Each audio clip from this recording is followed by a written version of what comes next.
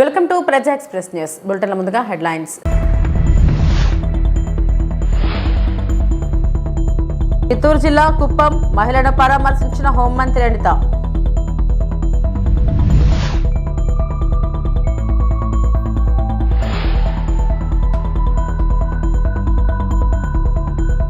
తల్లిదండ్రులే సూత్రధారులు, ఉపాధ్యాయురాలి కిడ్నాప్ కేసులో నిందితుల అరెస్ట్.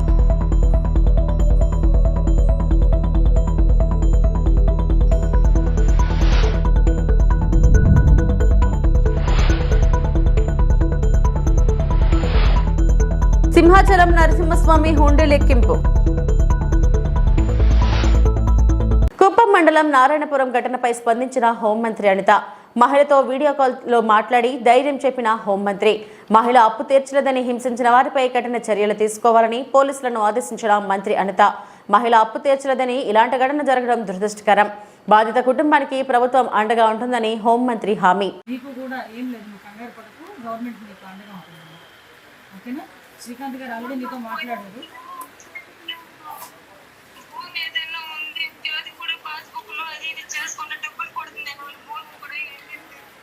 లేదమ్మా, ఒకసారి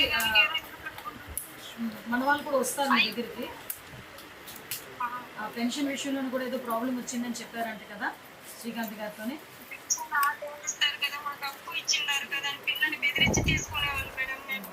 అదే అవన్నీ కూడా తీసుకొని నేను డిపార్ట్మెంట్ వాళ్ళతో కూడా మాట్లాడతానమ్మా. ఇంకా ధైర్యంగా ఉండు, సార్ కూడా నీతో చెప్పమన్నారు, ధైర్యంగా ఉండు చెప్పమన్నారు. శ్రీకాంత్ గారు కూడా మీతో మాట్లాడుతున్నారు, కంటిన్యూ టచ్లో ఉన్నారు తల్లి. ఎవరు ఏ ఇబ్బంది అయినా ఒకసారి శ్రీకాంత్ గారు కూడా మీరు చెప్పండి, నేను ఫాలో అప్ చేసుకుంటాను. సరేనా? ఓకేమ్మా, ధైర్యంగా ఉండమ్మా. ఏది పిల్లోడాడి ఆయన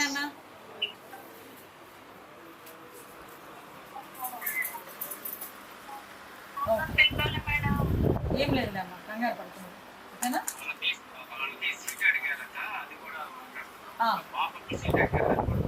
ఎక్కడ సీట్ అడిగారు?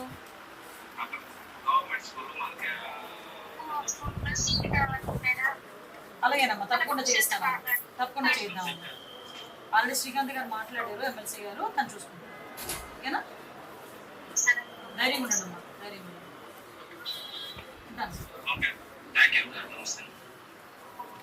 వీడిని ఎత్తుకొని తీసుకొచ్చినాను. స్కూల్ అడ్మిషన్ లో చేర్చాలి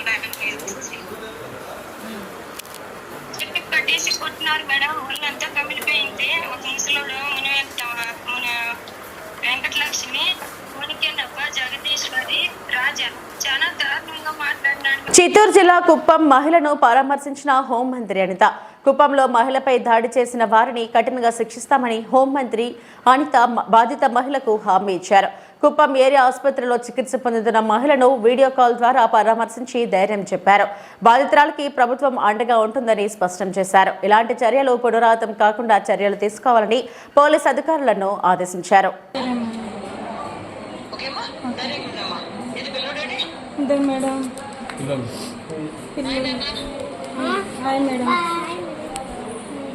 ముగ్గురు పిల్లలు మేడం.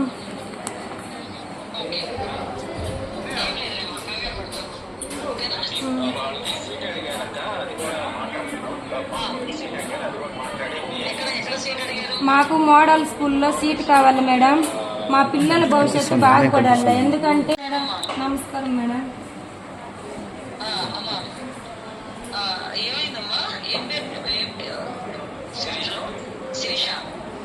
మాది నారాయణపురం మేడం. టీసీ తీసుకుంటామని స్కూల్కి వెళ్ళినాను. మా పిల్లలు టీసీ తీసుకుంటాము, హాస్టల్ వేస్తామనేసి టీసీ తీసుకొని బయట వస్తుంది. టీసీని అంతా చింపేదానికి ఇదన్నారు. చేతులు వేసి మా పిల్లల లైఫ్ అని చెప్పేసి చైలు అడ్డు పెట్టుకున్నాను. నా చైలు రెండు వెనక్కి పట్టుకొని చీరని అంతా లాగి నడి రోడ్డు పైన ఈడ్చుకొచ్చి వాళ్ళ ఇంటి ముందు కట్టేసుకున్నారు. 80,000 పుస్తకము.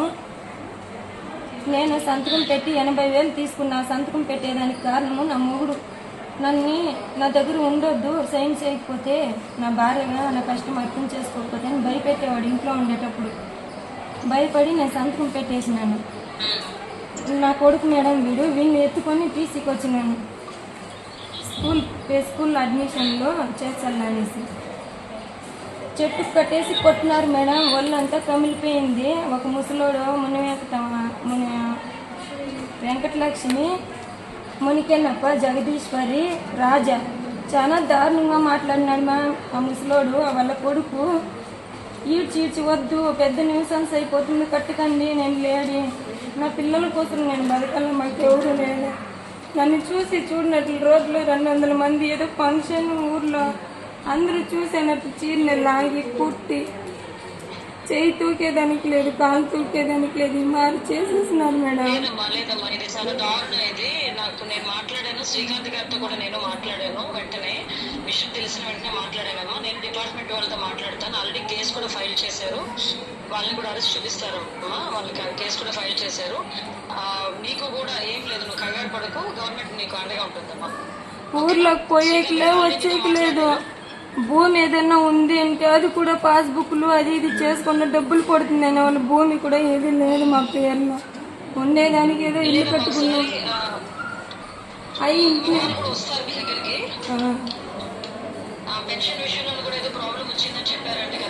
పెన్షన్ 6,000 ఇస్తారు కదా, మాకు అప్పు ఇచ్చిన్నారు కదా అని పిల్లని బెదిరించి తీసుకునేవాళ్ళు మేడం. నెల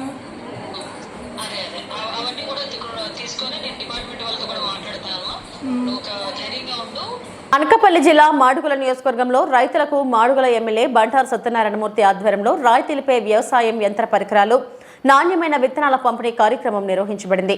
కూటమి ప్రభుత్వం రైతు పక్షంగా పనిచేస్తుందని, పెట్టుబడి భారాన్ని తగ్గించేందుకు ప్రతి వీలైన దశలో సహాయం అందిస్తోందని స్పష్టం చేశారు. రైతుల శ్రమకు న్యాయం చేసే దిశగా మౌలిక సదుపాయాలు, సాంకేతిక పరిజ్ఞానం, నాణ్యమైన విత్తనాల ద్వారా కృషి చేస్తుందని తెలిపారు. రైతు బాగుంటే దేశం బాగుంటుందన్న నినాదంతో ముందడుగు వేస్తున్న కూటమి ప్రభుత్వం.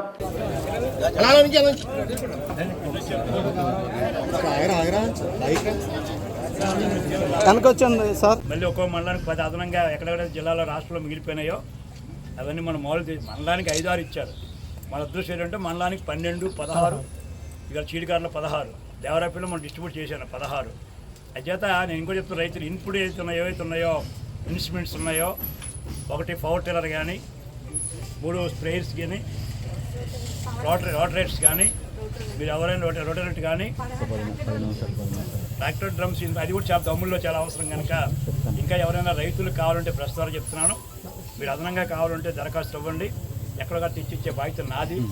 ఇది వ్యవసాయ శాఖ మంత్రి మాకు బంధువు అవడం వల్ల నాకు కొద్దిగా అడ్వాంటేజ్ ఉంది. అయితే అలాంటి ఇబ్బంది పడవద్దు, మాకు రాలేదని ఇబ్బంది పడవద్దు. ఏ రైతు కోరినా మా నాయకుల దగ్గర లిస్టులు ఉన్నాయి, ఇవ్వండి. డెఫినెట్గా మీకు ఇక్కడ మన మాడుగుల వరకు ఎందుకంటే మనం వ్యవసాయం ఆధారపడడం, పూర్తిగా వ్యవసాయ ప్రాంతం ఇది. ఇక్కడ వ్యవసాయం కూడా మన సరైన సౌకర్యాలు ఇవ్వకపోతే ఇబ్బంది పడతారు కనుక నేను మరొక్కసారి మా రైతాంగాన్ని కోరేది, మీరు ఇంకా ఇన్స్ట్రుమెంట్స్ కావాలంటే ఏదైనా సరే మీరు దరఖాస్తు ఇవ్వండి. ఈ 16 మందికి మనం ఆశపడద్దు. ఇంకా ఏమైనా ఉంటే ఇంకా సచివాలయం అందరూ వస్తాయి, అవి కూడా ఉండమ్మా, అవి కూడా ఇస్తాను. నేను చెప్పిన 3 ఫసల బీమా యోజన, బ్యాంకింగ్ లేని వాళ్ళందరూ కూడా తక్కువ ప్రీమియం కట్టండి. అంటే అదృష్టం బాగుండి మన పంటలు పడుతున్నాయి, కాదంటాం లేదు.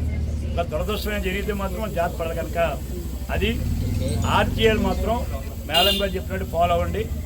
లాస్ట్ టైం మనం చాలా ఇబ్బంది పడ్డాం. పాతప్పుడు బియ్యం అంతా, ధాన్యం అంతా పొలాలు నిండిపోయినాయి.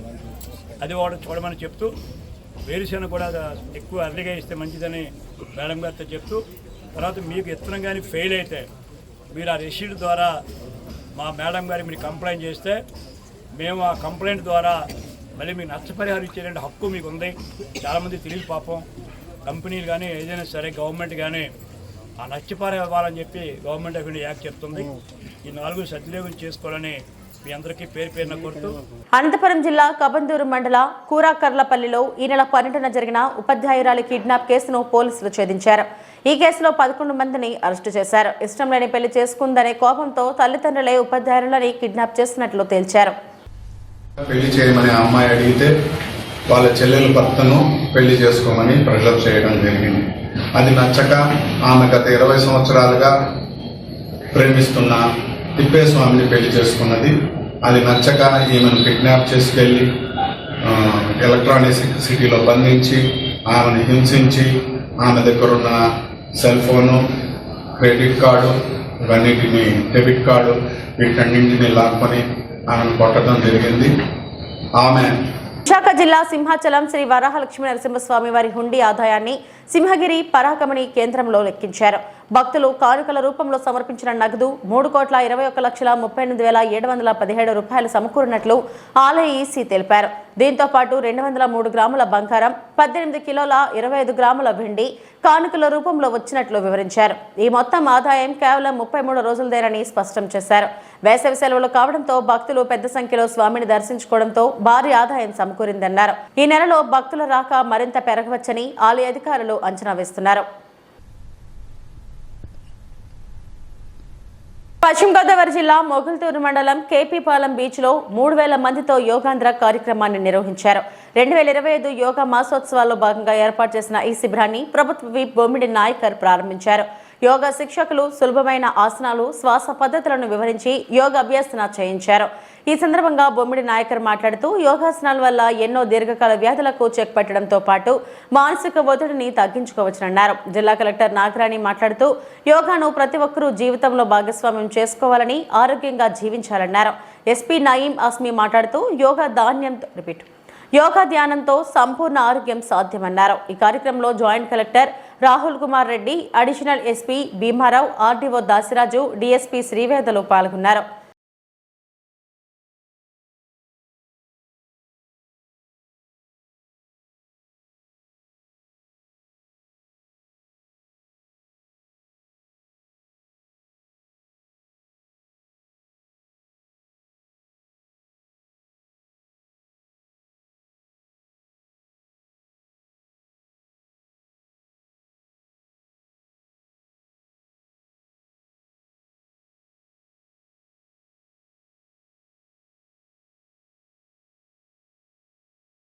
గాల్లో కొలవడం జరుగుతుంది.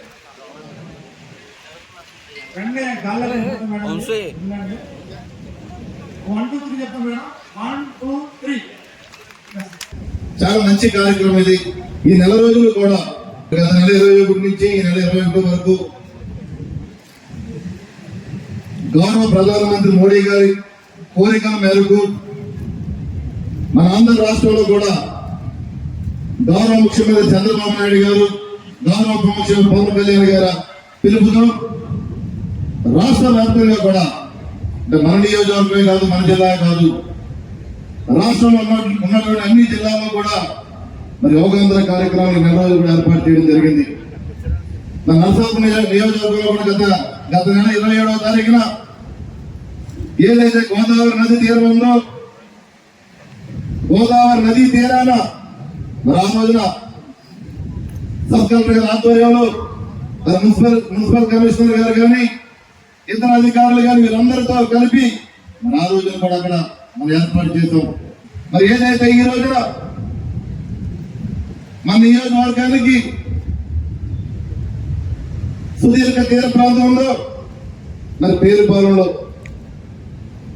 వేలాది మందితో స్టూడెంట్స్ కానీ, నాయకులు కానీ, ప్రజలు కానీ, మహిళలు అందరితోటి కలిపి ఈ రోజున మరి యోగా కార్యక్రమం ఏర్పాటు చేయడం కూడా ఇది ప్రతి ఒక్కరికి కూడా ఉపయోగపడే విధంగా ఉండే విధంగానే ఉంటుంది అని చెప్పి ఈ సందర్భంగా మనం మాట్లాడుకోవాల్సిన అవసరం ఉంది.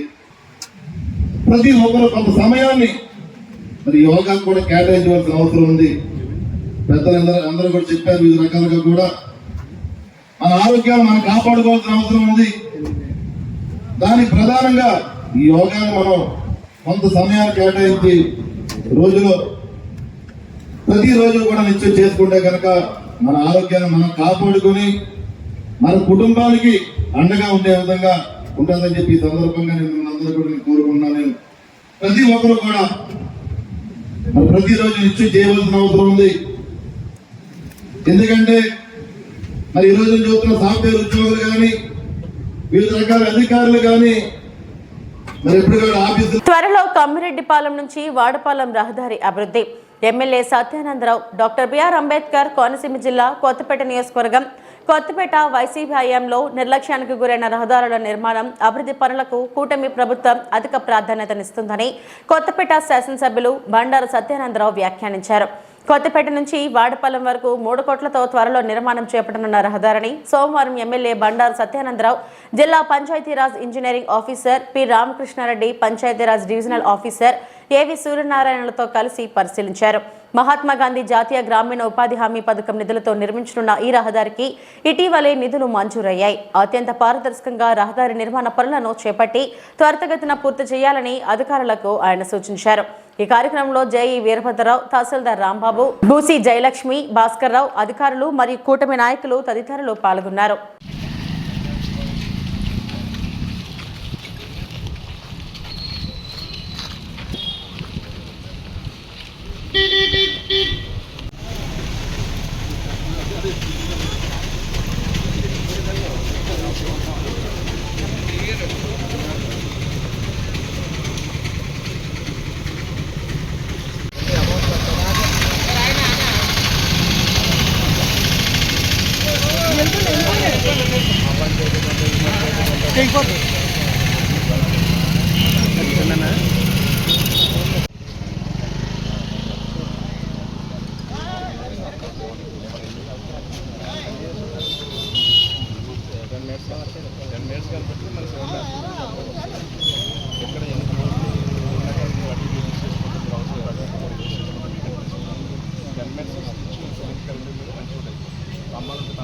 తిరుమలలోని అన్నమయ్య భవనంలో మంగళవారం టీటీడీ పాలక మండలి అత్యవసర సమావేశం ప్రారంభమైంది. ఈ సమావేశానికి టీటీడీ చైర్మన్ బిఆర్ నాయుడు అధ్యక్షత వహిస్తున్నారు. ఈ సమావేశంలో కీలక అంశాలపై చర్చ జరుగుతుంది. శ్రీవారి వైభవం, సనాతన ధర్మ వ్యాప్తి కోసం విస్తృత కార్యక్రమాలు చేపట్టే విధంగా చర్చలు సాగిస్తున్నట్టు సమాచారం. దీని ద్వారా భక్తుల్లో ధార్మికతను పెంపొందించేలా, సాంప్రదాయాలను నిలుపుకునేలా కార్యాచరణ రూపొందించనున్నారు.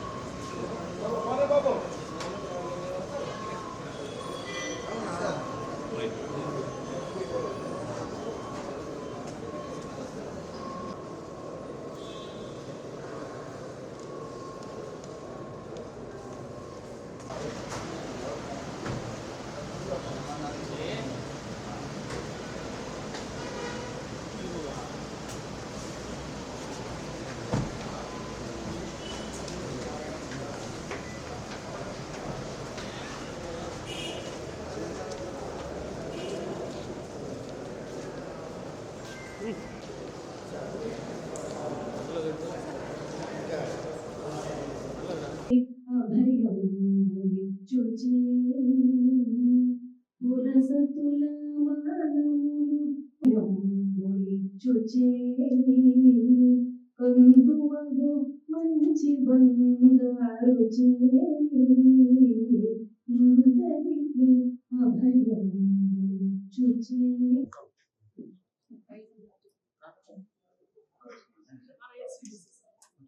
చిత్తూరు జిల్లా కుప్పం నారాయణపురం గ్రామంలో అప్పు చెల్లించలేదని మహిళను చెట్టుకు కట్టేసిన ఘటనపై కుప్పం డీఎస్పీ పార్థసారథి మీడియా సమావేశం నిర్వహించారు. ఈ సందర్భంగా డీఎస్పీ మాట్లాడుతూ మునేప్ప రాజా, వెంకటమ్మ, జగదీశ్వరి అనే నలుగురు బాధిత మహిళ శిరీషను చెట్టుకు కట్టి కొట్టడం జరిగిందన్నారు. ఈ విషయం వాట్సాప్లో ఫోటో రాగానే పోలీస్ సిబ్బంది ఘటనా స్థలానికి చేరుకోవడం జరిగిందన్నారు. మహిళపై దాడి చేసిన నలుగురిని అరెస్టు చేయడం జరిగిందన్నారు. నలుగురిపై అటెంప్ట్ టు మర్డర్ కేసు నమోదు చేసి అరెస్టు చేయడం జరిగిందన్నారు. వివిధ సెక్షన్ల కింద కేసు నమోదు చేసిన పోలీసులు శిరీష తమ పిల్లలకు చదువుకున్న పాఠశాలలో టీసీ తీసుకోవాలని సోమవారం గ్రామానికి వచ్చింది. శిరీషపై మున్నెప్ప కుటుంబీకులు దౌర్జన్యం చేసి అడ్డుకొని చెట్టుకు కట్టేశారని తెలిపారు. ఆర్థిక లావాదేవీల వల్లే ఈ ఘటన చోటు చేసుకుంది. రాజకీయాలకు సంబంధం లేదు. కుప్పం సబ్ డివిజన్ పరిధిలో ఇలాంటి ఘటనలు పునరావృతం కాకుండా చర్యలు తీసుకుంటామని తెలిపారు. బాధిత మహిళ శిరీషపై దాడి చేసిన నలుగురిని రిమాండ్కు తరలించడం జరుగుతుందని తెలిపారు. వాదులాడుకుని మీరు అప్పు కట్టేంత వరకు నిన్ను ఊరి నుంచి పంపించమని చెప్పేసి ఇంటి వద్ద ఉన్న ఒక వేప చెట్టుకి కట్టేయడం జరిగింది. తాడుతో కట్టేసి కొట్టడం జరిగింది ఆవిడని. ఈ విషయంగా మాకు వాట్సాప్ ద్వారా ఒక ఫోటో రావడంతో ఇమ్మీడియట్గా నేను మా సిబ్బందిని అలర్ట్ చేసి పంపించడం జరిగింది. మా సిబ్బంది అక్కడికి వెళ్ళే టయానికి ఆ అమ్మాయికి కట్లిప్పేసి కూర్చోబెట్టి మాట్లాడుతున్నారు ఊళ్ళో కొంతమంది. వెంటనే మనం పోలీస్ స్టేషన్కి తీసుకురావడం జరిగింది. జరిగిన సంఘటనకి శిరీష నుంచి కంప్లైంట్ తీసుకొని ఒక కేసు రిజిస్టర్ చేయడం జరిగింది. దీంట్లో ముద్దాయిలుగా భావిస్తున్న మునెప్ప, వెంకటమ్మ, రాజా అండ్ జగదీశ్వరి అనే వాళ్ళు కూడా మన కస్టడీలో ఉన్నారు.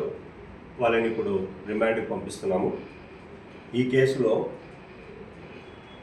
126 class 2, 118 class 1, 115 class 2, 351 class 2 and 109 BNS act red with 3 class 5 case register చేయడం జరిగింది. That means attempt to murder case కట్టడం జరిగింది.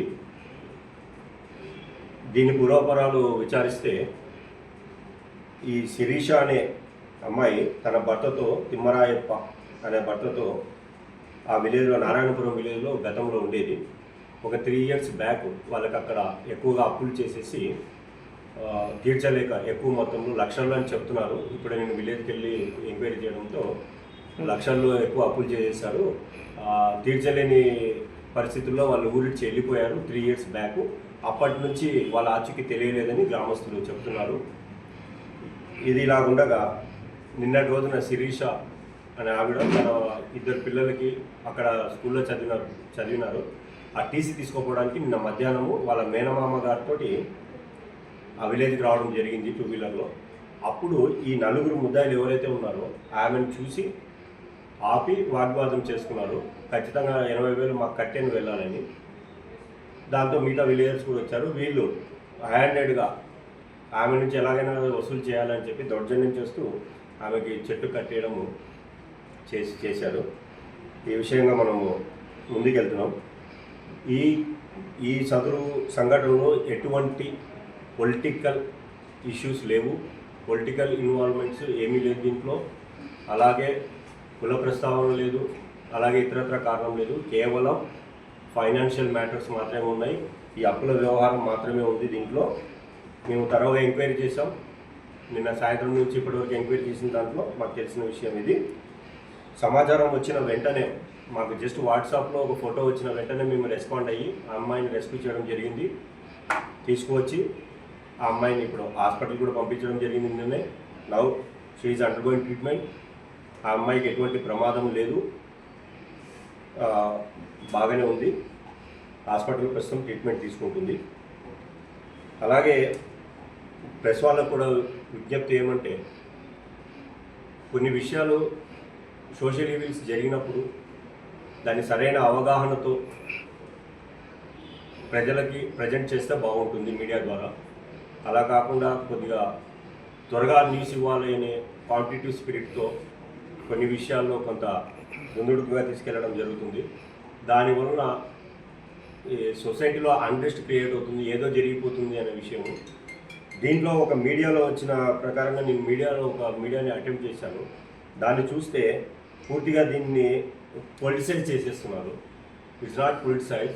ఇది కేవలం అప్పు తీసుకొని కట్టకుండా ఊరిడిచి వెళ్ళిపోయి వాళ్ళు నిన్న కనబడడంతో అక్కడ జరిగిన సంఘటన ఇది. అంతేగాని దీంట్లో ఎటువంటి పొలిటికల్ యాంగిల్ కానీ ఇతర యాంగిల్స్ కానీ లేవు. అలాగే రీసెంట్గా మనము రాళ్ళబదుగురు పోలీస్ స్టేషన్ లిమిట్స్లో ఒక విలేజ్లో వెంకటేశ్వరపురం అని రాళ్ళబదుగురు విలేజ్లో సల్లాపూరి అనేది ఒక ముద్దాయి ఒక 3 ఆడవాళ్ళని విచక్షణారహితంగా కొట్టారు. అది కూడా వీడియో వైరల్ అయింది. దాన్ని కూడా మీడియా వాళ్ళు బాగా వైరల్ చేశారు. దానికి కూడా పొలిటిసైజ్ చేశారు. యాక్చువల్లీ అది మనీకి సంబంధించిన ఫైనాన్షియల్ మ్యాటర్స్. అది ఒక డబ్బుల విషయంలో, పంచుకునే విషయంలో జరిగిన ఘర్షణ మాత్రమే అది. ఇంకా వేరే దానికి వేరే కారణం లేదు. కానీ దాన్ని కూడా పొలిటిసైజ్ చేసి సెన్సిటివ్ చేస్తున్నారు. దయచేసి అలా చేయొద్దండి. ఇంకోటి కూడా, నిన్న సోమన్న అనే ఒక వ్యక్తి అతని ల్యాండ్లోంచి దాదాపు ఒక 30 నుంచి 40 అడుగుల అవతల ఉండే శ్మశానానికి దారి కావాలని ఆ విలేజర్స్ పిటిషన్స్ పెట్టుకున్నారు. నల్లపరెడ్డి విలేజ్ అది కూడా. ఆ ప్రయత్నం పెట్టినప్పుడు ఎంఆర్ఓ గారు 3-4 సార్లు వెళ్ళి విజిట్ చేసి అక్కడ ఒక 6 అడుగుల దారి ఏర్పాటు చేసి రాళ్ళు కూడా నాటాడు. ఎంఆర్ఓ గారు వస్తేనే ఈ సోమన్న అనే వ్యక్తి రాళ్ళు పీకేస్తాడు. ఇలా 3-4 సార్లు జరిగింది. ఈ విషయము ఆర్డీఓ గారు, కలెక్టర్ గారు కూడా తెలిసింది. ఇది కొద్దిగా స్ట్రిక్ట్గా చేయండి, దాంట్లో ప్రజలకు ఉపయోగపడే దాంట్లో 6 అడుగుల నీళ్ళు ఇవ్వడం పెద్ద ఇబ్బంది కాదని చెప్పేసి చెప్పడం జరిగింది. దాని విషయంగా అతడు పదే రాళ్ళు పీకేస్తూ ఉంటే ఎంఆర్ఓ గారు ఇచ్చిన కంప్లైంట్ మేరకు సోమన్న మీద మనము ఒక చిన్న కేసు నమోదు చేయడం జరిగింది. ఆ చిన్న కేసు నమోదు చేయడం జరిగిన తర్వాత అతనికి నోటీసులు ఇస్తే తీసుకోలేదు. ఇంటికి కూడా అతికించడం జరిగింది. మన పోలీసు వాళ్ళు వెళ్ళి ప్రొసీజరల్గా సుప్రీంకోర్టు గైడ్లైన్స్ ప్రకారంగా ఆ చిన్నటి కేసులో అరెస్టులు ఏమి ఉండవు, కానీ బట్ 41A నోటీసు సర్వ్ చేయాల్సిన అవసరం ఉంది కాబట్టి 2-3 సార్లు నోటీసులు ఇచ్చినప్పుడు సర్వ్ చేయక అతను తీసుకోలేదు. మోరోవర్ చాలా బ్యాడ్గా ఫిల్తీ లాంగ్వేజ్ వాడుతూ అబ్యూస్ చేస్తున్నాడు ఎంప్లాయీస్ని, అంటే ఎంఆర్ఓ గారిని, ఎస్ఐని, వెళ్ళిన కానిస్టేబుల్స్ అంతా చాలా ఫిల్తీ లాంగ్వేజ్తో అబ్యూస్ చేయడం, ఫుల్గా తాగి ఉండి ఇలా చేయడంతో 4th టైం మన వాళ్ళు సుప్రీంకోర్టు గైడ్లైన్స్ ప్రకారంగానే ఎవరైతే నోటీసులు రిఫ్యూజ్ చేస్తారో పదే రిఫ్యూజ్ చేసి ఇన్వెస్టిగేషన్ సహకరించకుండా, చట్టానికి సహకరించకుండా అంటే వాళ్ళని అరెస్ట్ చేసే అవకాశం ఉంది కాబట్టి అతన్ని పోలీస్ స్టేషన్ వరకు రమ్మని చెప్పి అడగడం జరిగింది. ఇవి ఇప్పటివరకు నా బులెటిన్ అప్డేట్స్. నమస్తే.